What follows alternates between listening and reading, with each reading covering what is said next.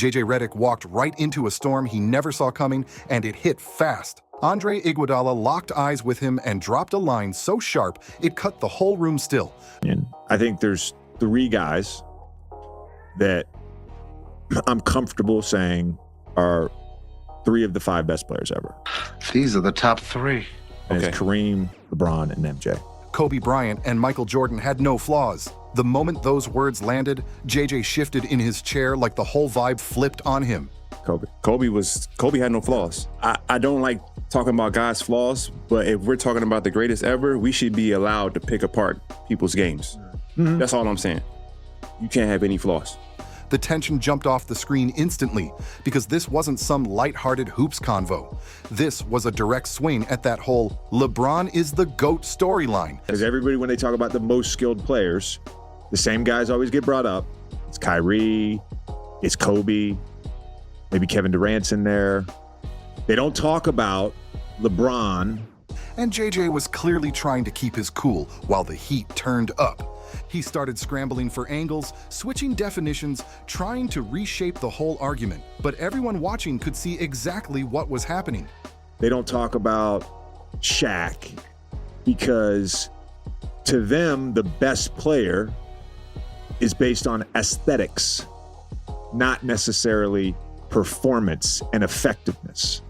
Iguodala had just drawn a bold line through NBA history, and that one declaration cracked open one of basketball's most explosive debates all over again. Things got real spicy fast, because what went down next exposed just how divided the game still is when it comes to legacy, greatness, and what flawless even means today. Still open.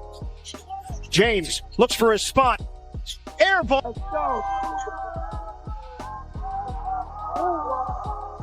You look for the layup instead on the fly by LeBron. And the good look. It's in and out. Again, LeBron James misses the layup there. He's not done that a lot. He's 10 of 15 in the game. Quarter, saving some in the chain. James gets inside but misses it. Comes up short. Here comes James ahead of the pack. Goes up. Oh, he does it. Had the Youngest stolen by James. Keeps it alive. James drives baseline. Layup. Missed it. And when Iguodala made that statement, he didn't blink once. He dropped it with full confidence. Kobe had no flaws. Then he pushed even harder, saying MJ deserved to be in a world of his own. Right there, the whole tone switched from respectful conversation to a heavyweight showdown about what true greatness actually looks like. And this wasn't coming from a random fan yelling online. This was a finals MVP, one of the smartest defenders of his era, a guy who literally battled these legends on the court every night. He wasn't talking off hype. He was talking from real, lived experience. He knows what greatness feels like when it's right in your face for 48 minutes, and to him, Kobe and MJ were built different. But hidden inside all that praise was a quiet jab, aimed at someone else entirely. And JJ definitely wasn't letting that slide. That's when the real heat kicked in, and you could almost feel the air tighten. JJ Redick wasn't about to go toe-to-toe with MJ or Kobe. He knew that was a battle nobody wins. So he switched the whole conversation instead. He grabbed the word flaw, flipped the definition, and steered the debate away from pure skill into resume territory. Suddenly, he was talking championships, longevity, eras, numbers, basically trying to say being flawless ain't just about footwork, instincts, or craft, but the bigger picture of an entire career.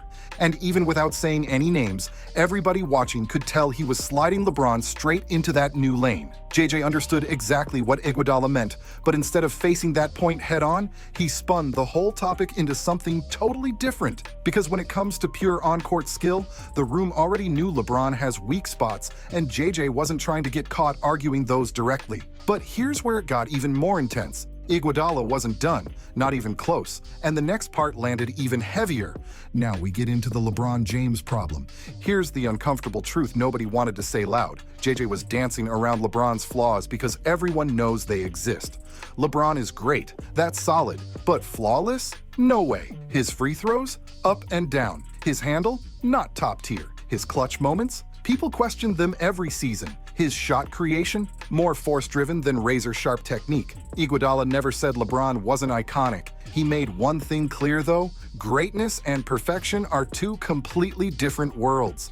And when you really check the numbers, everything lines up exactly how Iguodala hinted. Kobe was automatic from the free throw line, MJ too. Meanwhile, LeBron still sits around that mid-70s range, and there have been plenty of high-pressure moments where those misses came at the worst time. That's not disrespect. That's just the truth staring everyone in the face. But this story gets even messier, because now we're stepping into the real core of the whole debate: Kobe, MJ, and the myth of perfection. Kobe Bryant and Michael Jordan weren't just elite scorers, they were complete, all-around killers on both ends of the floor. Mid-range artists, defensive nightmares, ice-cold in clutch moments, and mentally tougher than anyone they faced. Iguodala wasn't tossing out empty compliments. He was drawing a line in the sand, a standard where there's no weak link anywhere. Not in their work ethic, not in their focus, not in their performance night after night. Ask the defenders who actually had to stay in front of these guys, and they'll tell you straight up, you couldn't game plan MJ and you couldn't crack Kobe. They didn't give you anything to exploit, not a single soft spot, which leaves one giant question hanging heavy in the room. If perfection is the level, can LeBron even stand in the same conversation? Why JJ had to push back? This is where things really snap into place. JJ Redick isn't just a retired shooter with a podcast. He's become one of the biggest media voices tied to modern basketball, analytics, efficiency, and the newer way the game is judged. So when Iguodala stood firm and called MJ and Kobe flawless, JJ wasn't responding as just a hoop mind. He was protecting the whole new school framework he's built his brand on. For JJ, greatness isn't just raw skill, it's what you turned that skill into over time. And in that lane, LeBron's resume is nearly unmatched. So JJ did what a lot of media figures do when someone they admire is under pressure. He changed the rules of the conversation. He flipped the energy by reframing the whole argument, pulling in outside factors, and trying to shift the spotlight somewhere else. But this moment wasn't really about stats or play styles. It was about who gets to shape the legacy conversation.